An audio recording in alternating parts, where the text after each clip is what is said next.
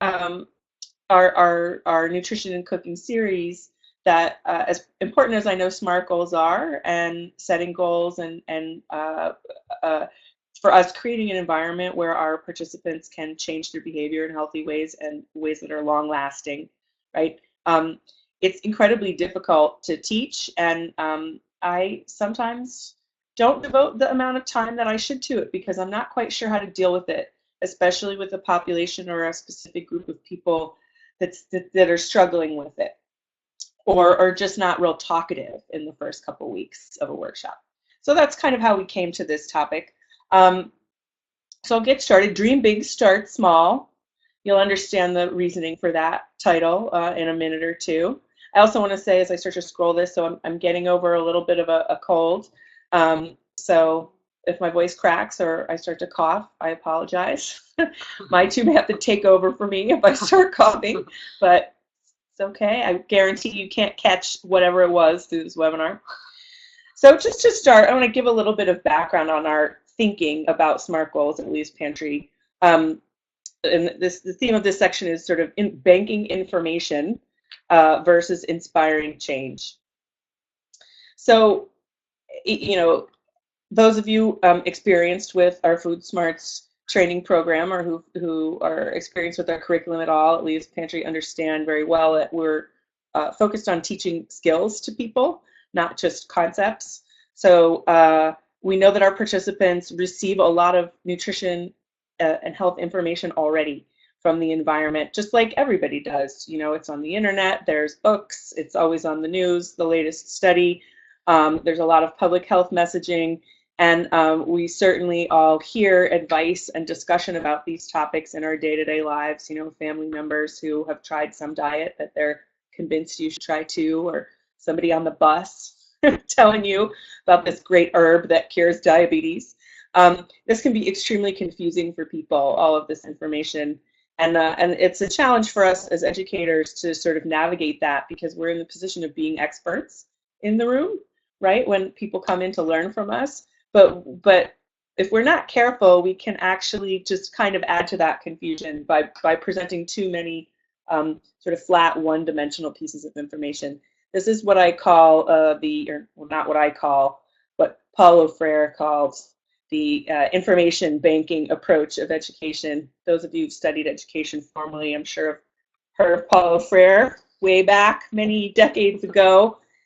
Wrote about this idea of this pedagogical model that has sort of existed for a long time, whereby students in a class sort of sit there and are passive recipients of facts. And the teacher's role is to present these facts, sort of like this image we see here of the student sitting in a chair in front of what looks like a gas tank, and the teacher, you know, pouring information into his head, just cramming as much information as he can get into his head in there.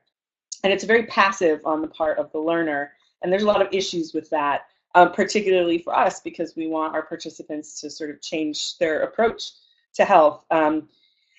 The result, I think so many of us experience this approach in our own education that we kind of default to it sometimes at moments, particularly when we're not quite confident with the material that we're teaching or confident with our own skills in facilitating a discussion.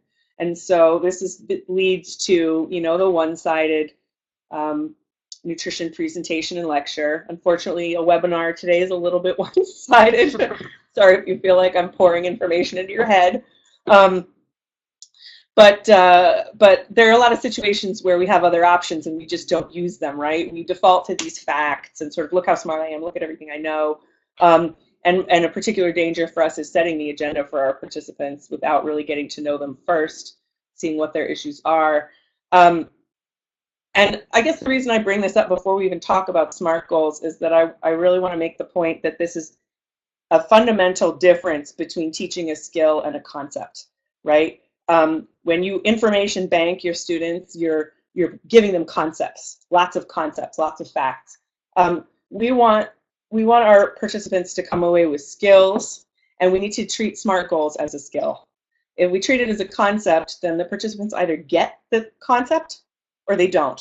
And if they don't, many of us have experienced this by the second conversation, second week, you're checking in on the SMART goals that your participants have set, or returning to that conversation you had in the first week, and you just sort of get these blank stares.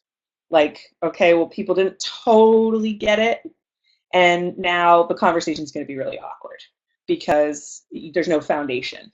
And that approach of treating SMART goals as a concept is not 100% effective. And so that's why we're going to talk a little bit today about how to actually treat it as a skill instead of just an idea.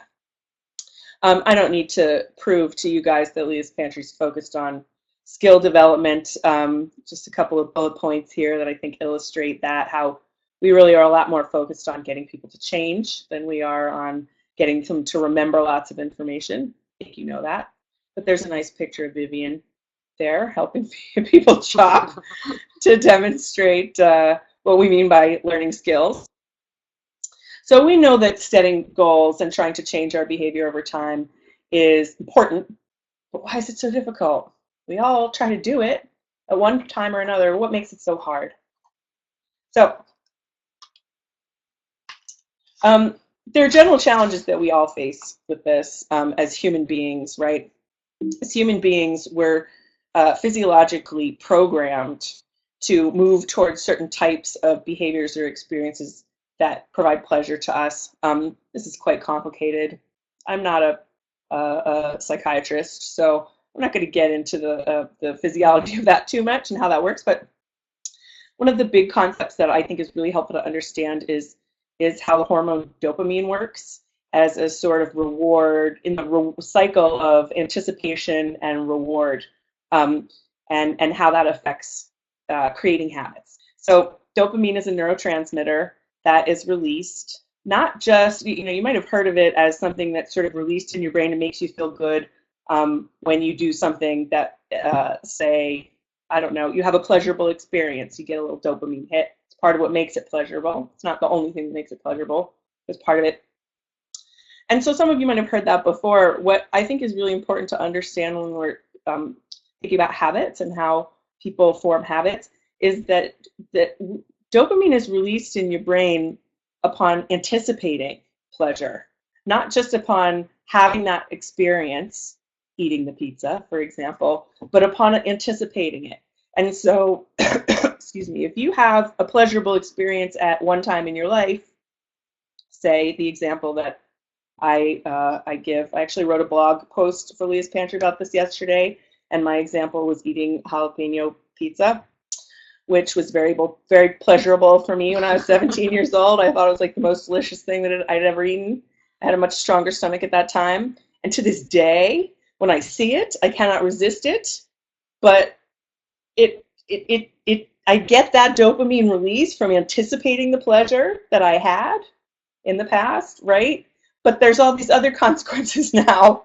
I get a stomach ache from it, but it's become this habit. I see it, I want it, I'm going to have it because I've been trained to start getting that happy hormone feed as soon as I see it. And so this is one of the reasons why, as human beings, we're capable of repeating behaviors for years and years. Perfectly intelligent people can repeat behaviors for years and years that do not serve us anymore. They did once or twice, but we keep doing them because the mere thought of doing them makes us a little happy. So it becomes very difficult to change bad behaviors this way, or unhealthy behaviors. I want to say bad, because dopamine doesn't distinguish between something that's good for your body or your soul, like giving your best friend a hug, and something that's actually going to have more negative consequences than positive ones, like eating half of the pizza. So, specific challenges for our populations. That's, you guys are aware of that, very, very aware of the population challenges that you have, but how this plays into SMART goals. So, we know that health and nutritional quality, sometimes they're concerns that people have, but when it comes to making day-to-day decisions, it's difficult for people to prioritize that over their immediate material needs. If you don't have enough, if you have a very limited amount of money for food, you're going to choose the item that is less expensive or is going to provide a greater caloric payoff to you than maybe the one that will prevent cancer for you for 10 years, 10 years down the road. So that we know. Another concept that's really sort of helpful to understand is this one. There's a lot of research going into this right now called the psychology of scarcity. So two researchers, Shafir and Mullinapan from Harvard and Princeton.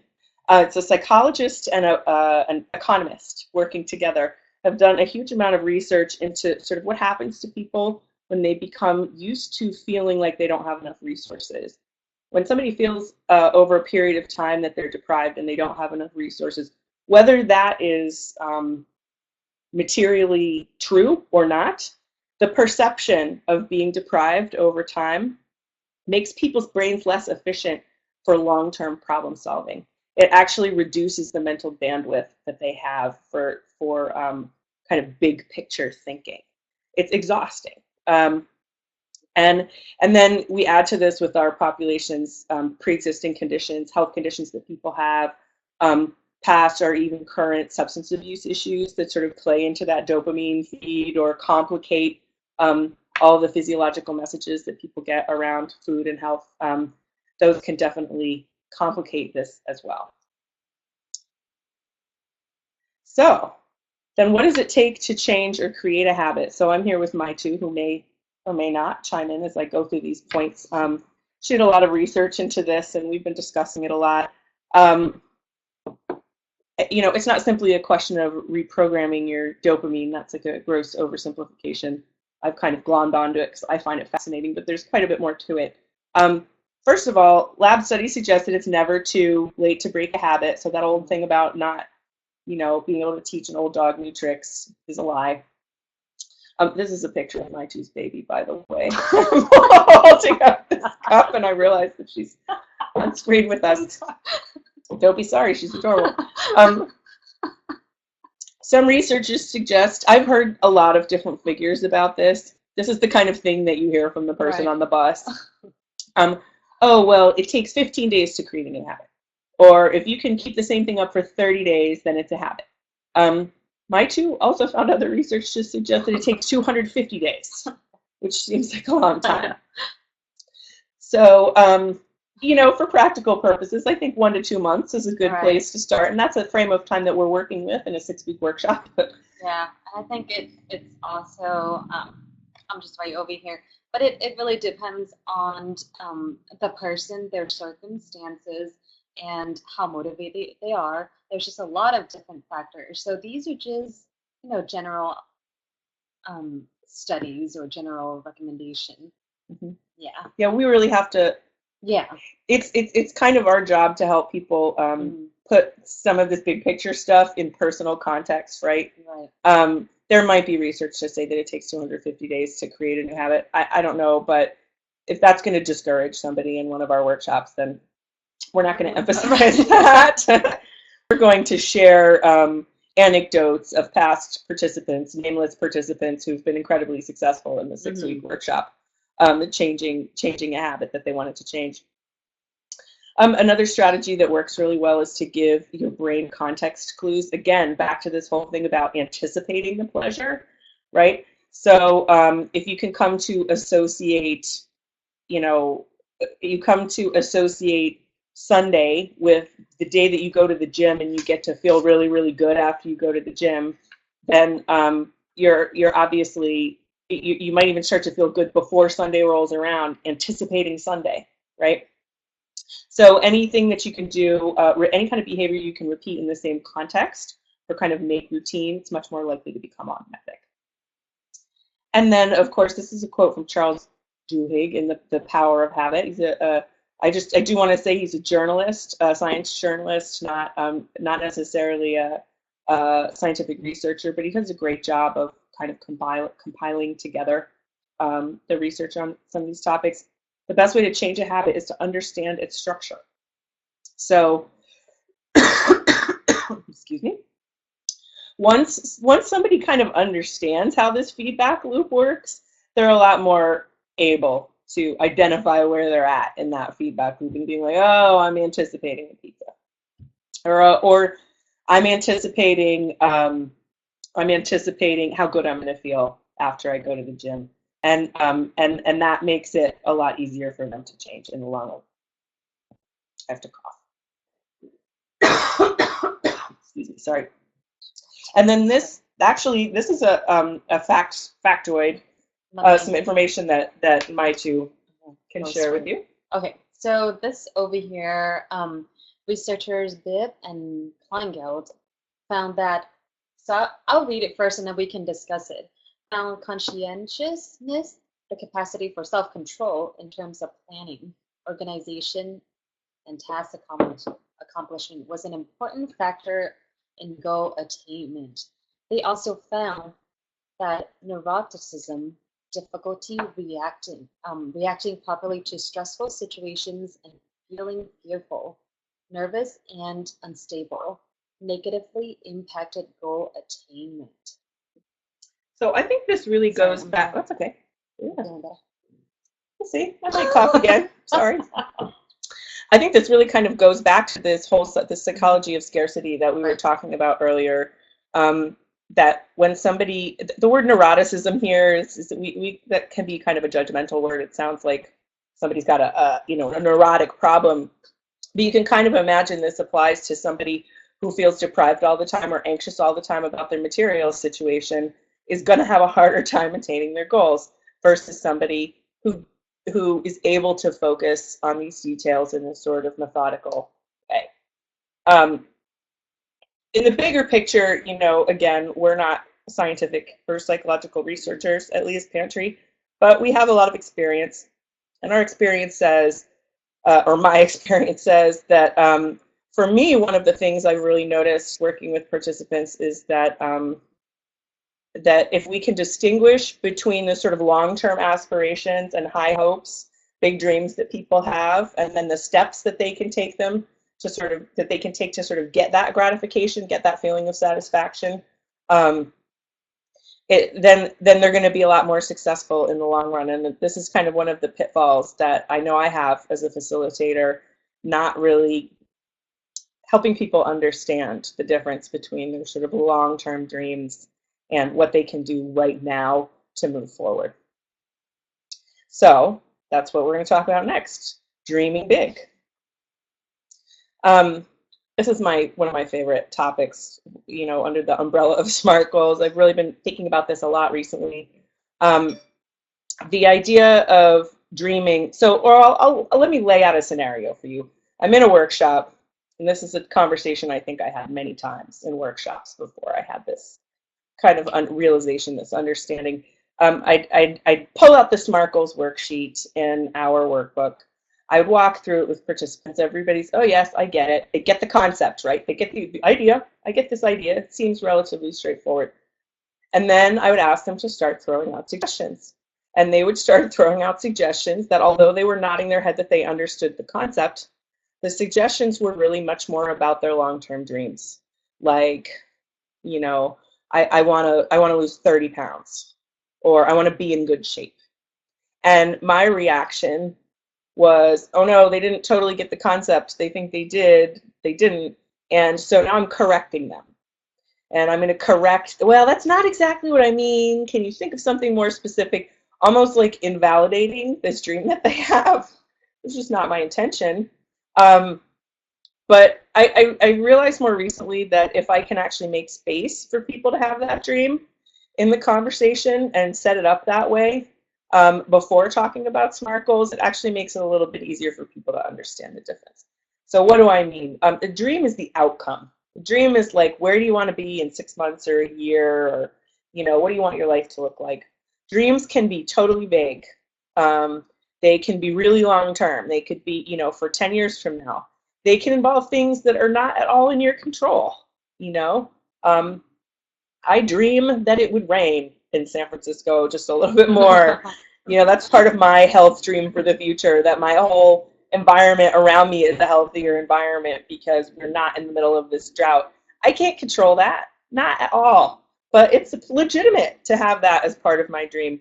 And it's legitimate for me to have parts of my dream that involve other people. I dream to have a happy family, that my family is all happy. I can't control that, but that's legitimate. But these are very different things from our SMART goals, which are the first steps that we can take towards our dreams, right? The SMART goals, we know all these criteria, they're very specific, measurable, they're things that we can control, and they're very short term, right? It's just like, what am I going to do?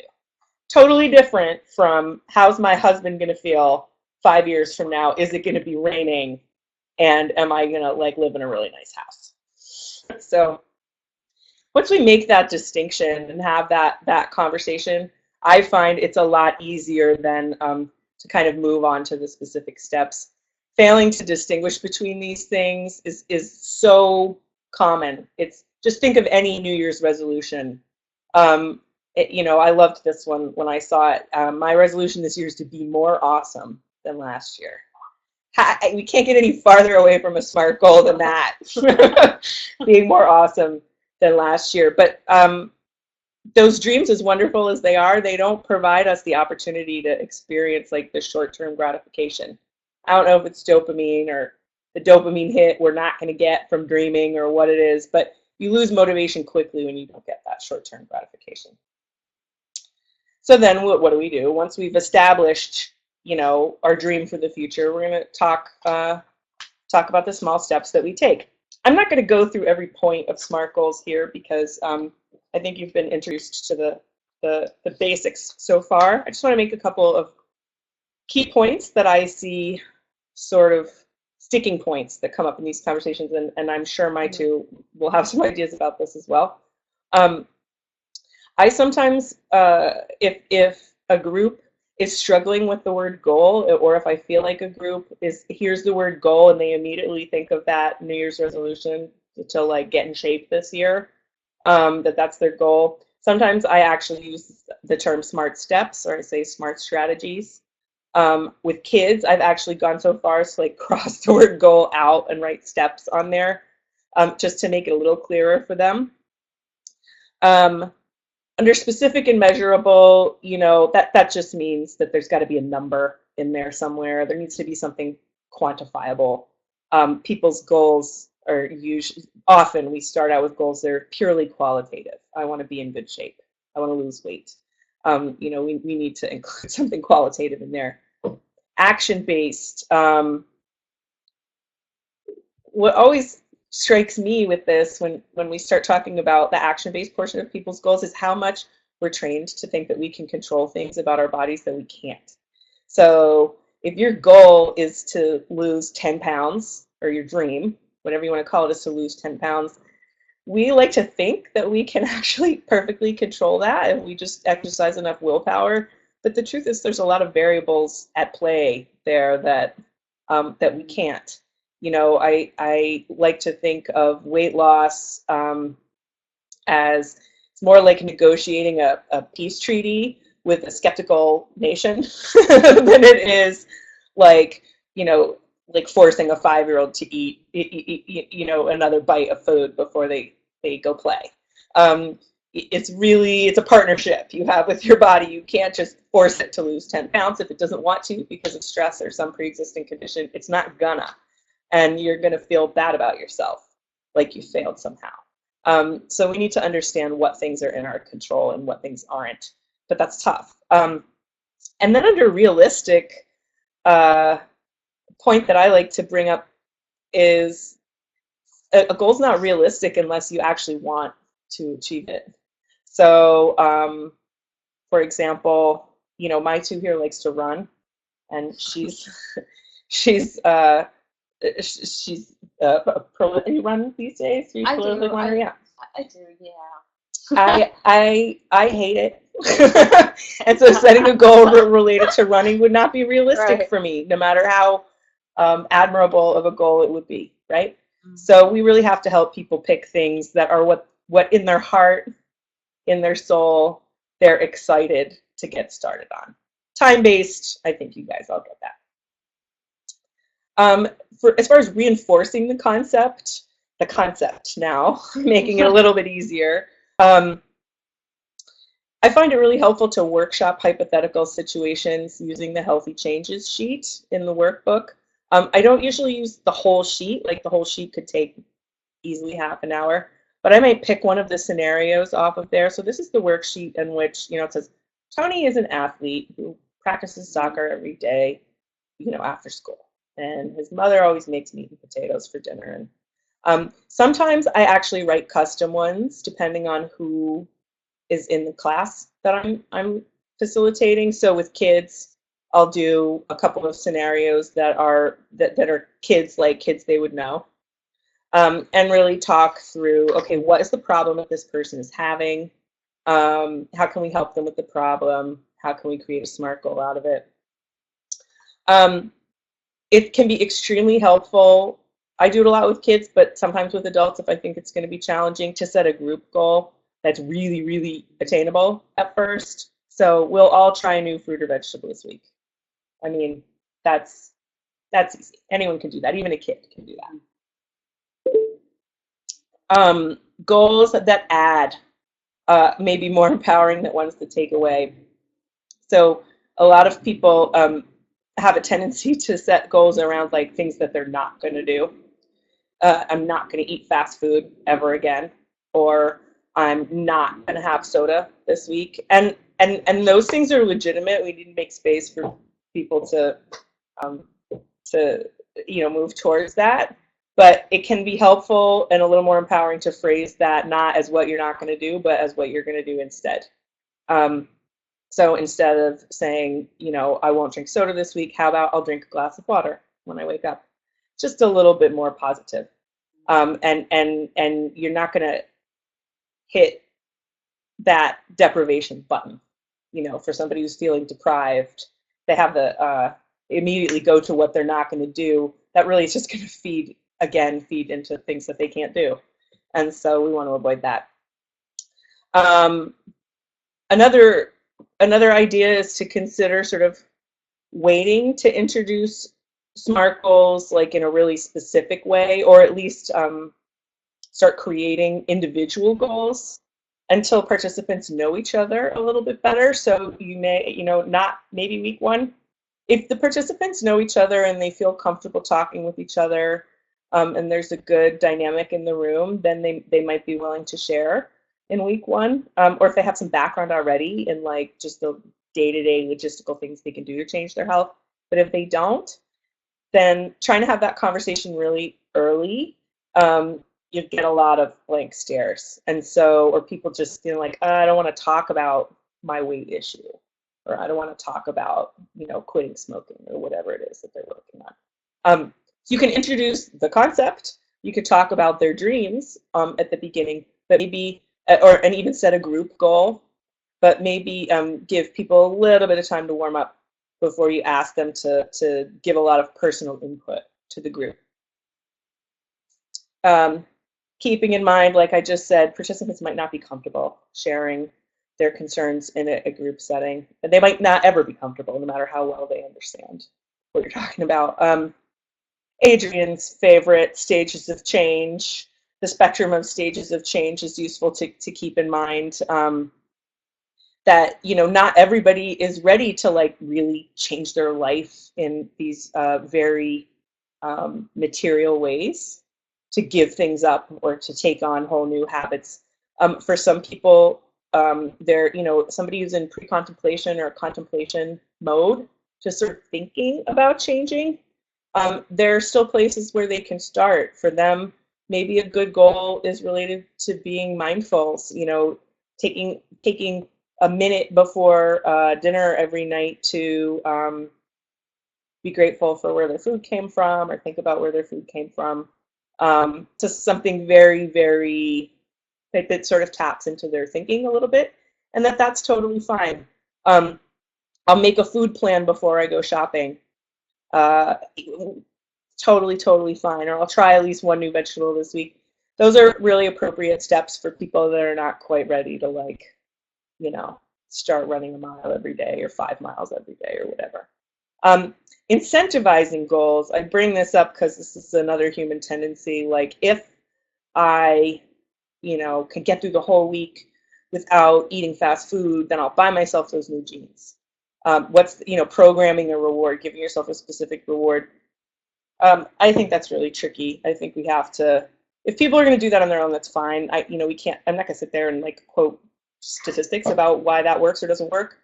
but I think we have to be really careful about it, at least like kind of avoid it in our conversation because it can backfire pretty easily. I've seen that happen, especially when you start with a negative, like a subtracting kind of goal, and then you attach a reward to it. So you're rewarding yourself for depriving yourself of something. That can be really tricky. I think it's a little easier or a little better idea for us to try to keep the conversation 100% positive. Your reward is that you accomplish this thing. Yeah, because oftentimes too it's that after that period of I know Incentive. incentivizing period, then that person will continue to to continue that Like behavior. expect, Yeah, expect like they that need a behavior. reward in They order to always make a right. change. Well, they Yeah, continue to need to be rewarded, right.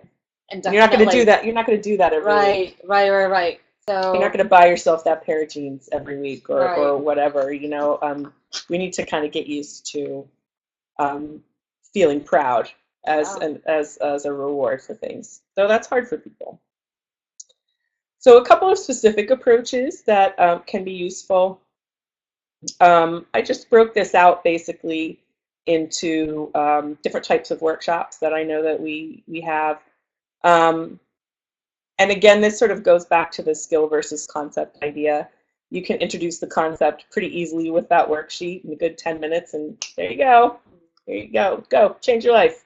Um, and in order to actually reinforce it as a skill, we need to return to it, and we need to not just return to it, but return to it in different ways, be approaching it from different angles.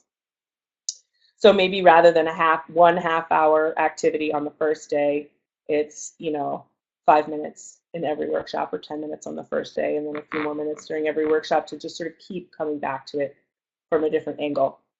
So for a 6-week adult workshop, doing the sort of dream big discussion in the first week. What do you want for your healthy future? I mean, it kind of goes with why are you in this class, right? What is it that you want for yourself? What are you looking for? And then I use the term vision boarding here because I've heard this. I've heard this recently from some more new agey friends of mine who do this activity where they like make a collage of pictures of everything they want from their life that they cut out of magazines, sort of their like fantasy collage of their fantasy life. And I actually think it's kind of great. You might not do that in a workshop. You might have time or want to devote that much time to it. But as an idea, just sort of giving somebody this nice space to really have a nice daydream about their healthy future, and whatever that entails for them. And also including in that conversation the family and the community. So for some people, they might have a hard time identifying a goal for them, a dream for themselves, but it's very easy to say like, oh, my husband's diabetic, my son is pre-diabetic, and like I want us all to be healthy and to not have that problem, and that's wonderful. Or to dream that your community is a safer, healthier place. That's great. So giving people the space to sort of do a little bit of that at the beginning, and then maybe introducing the SMART goals concept, right? But not expecting too much out of the gate about it. Not doing what I have done in the past, just sort of like correcting people's goals because I felt like, no, you're not meeting the criteria right now. Sort of, okay. And then in the next week, returning to it again and sort of going through it in more detail. Maybe setting a group goal at that time if it seems like people are struggling a little bit. Or even providing a theme for individual goals rather than just, saying, okay, everybody now just come up with something. Say like, okay, can we all set a theme this week, get to set a goal this week related to trying something new, trying a new food, or related to drinking water, really straightforward. And then maybe the following week, then you do the healthy changes worksheet. Maybe you even break the SMART goals worksheet up into a couple sections. You could easily deal with one letter of SMART a week for 5 minutes and just talk about it. and keep referring back to what you've already talked about. But not sort of just dump it all on people all at once. Just keep coming back to it, adding a little something new, and really making sure to keep up with the weekly check-ins. Whether people want to contribute in the group to how they're doing with their goal or write something down, that's fine. This is a big pitfall that I know that I've had with setting personal goals. It's like I set these goals and then I never really check in with myself to see if I met them. So I'm always just setting goals and I don't actually get the payoff being like, good job. I don't, and then I'm not training myself to anticipate my success. I'm not training myself to get to Saturday and look back at the week and be like, awesome, I'm successful. I know I'm going to be successful next week because I was successful this week. So, just making sure to do that with participants is really helpful, and resetting goals if people have achieved. If not, then, it's perfectly okay to have the same goal a couple weeks in a row. For kids, the idea of dreaming big, like that's nice, and what are your dreams for the future? But it's a little abstract when you try to relate that to SMART goals. So sometimes I'll just say, like, hey, let's define what does healthy mean to you. Kids are old enough to write. Maybe write on a piece of paper, like, what does being healthy mean to you? And some of them will say, getting all your vitamins. And sometimes you get these really specific things, like being healthy to me means not having high blood pressure. And you could tell it's because there's somebody in their family has this problem, and they're thinking about it. And then sometimes it's really general. So being healthy is being happy and being able to do whatever I want, so it's kind of a good conversation starter. And then you can use that to jump into SMART goals. That's sort of your big picture discussion. Setting a group goal with kids is a good approach. And then later, once you've gone through, had this conversation a few times, then you can start talking about the individual goals. Like I said, I might do the healthy changes worksheet, but give a scenario that is specific to a child that's their age, kind of in a similar situation to them. And then if you're doing a short series or just a one-off, like a pantry to plate type thing, but for whatever reason you really want to address SMART goals in that time, having participants share goals or resolutions they've made in the past, what worked and what didn't. Sometimes people have funny stories about that.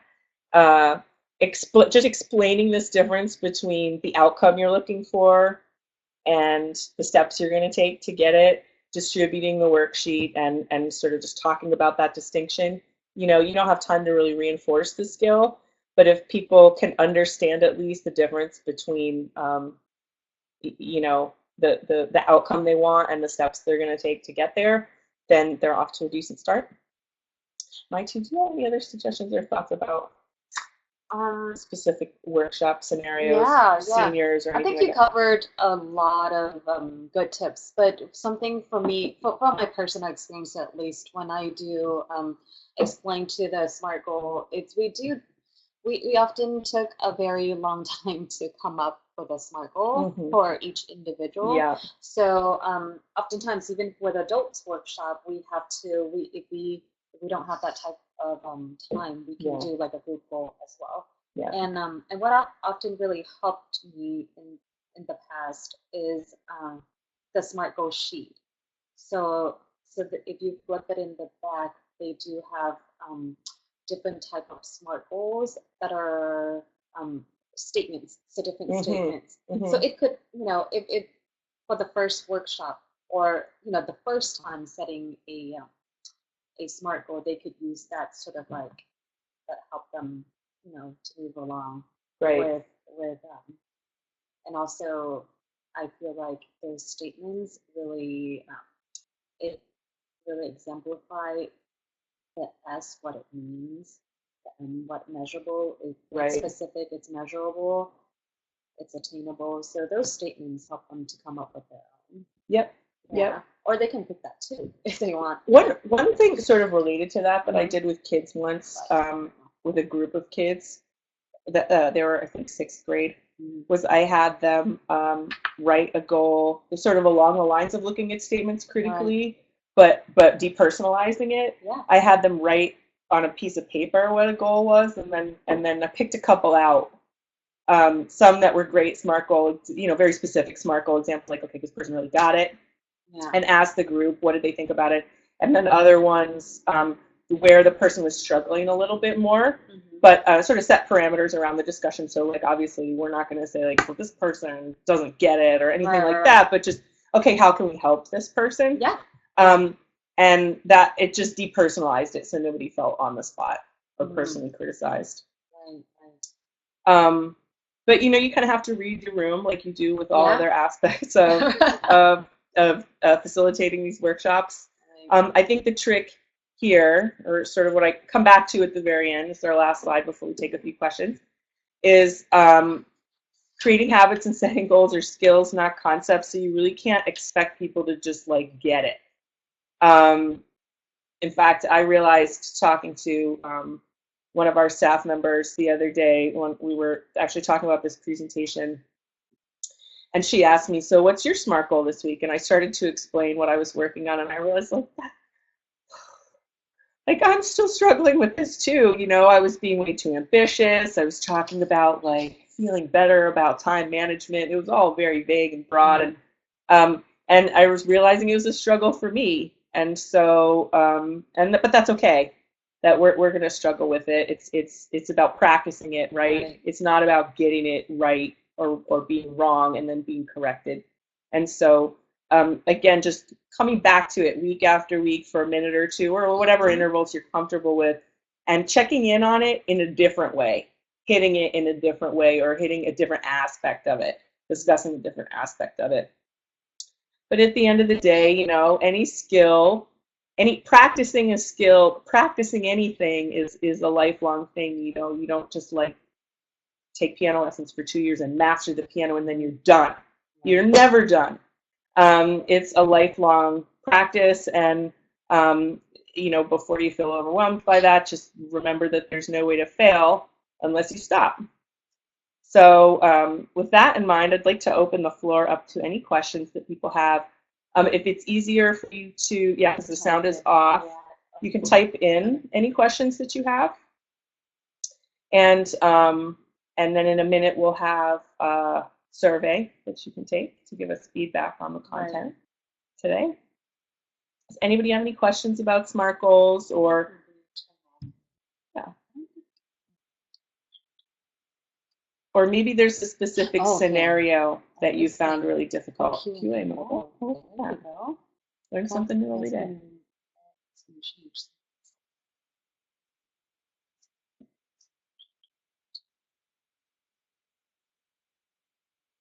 Okay. Great. Well, we're not having any questions at this moment, but we're available to you in the future. Yeah. Ellen at leahspantrysf.com, my two, or .org, excuse me. Uh-oh. My two at leahspantrysf.org. We're happy to answer any questions, or if you have any sort of, Oh. Oh, oh, looks wait. like we're getting one. Yeah, I think Ed? Etna. Okay, so we will, I guess, Etna, you can either type it in the chat box or you can, if you have a microphone the way you are, you can also speak too. Okay. So let's see. So either way, whichever you prefer. Okay, so, oh, Edna, do you want to type in the question in the chat box instead? Mhm. Well, you're all welcome To to email. email us at any Right. time, especially with specific scenarios. We always wish people would do that with us, and they don't. Um, just to sort of let us know, like, okay, well, I introduced SMART goals, but then I brought it up the next week, and it didn't, it felt like it wasn't going anywhere, or people were really hesitating, or whatever it is, and we would love to brainstorm with you, or hear what approaches are actually working for you, right? Because you guys are going to observe things with your each special group that you have that we aren't observing. So thank you for listening today and absorbing this huge amount of information we've thrown at you.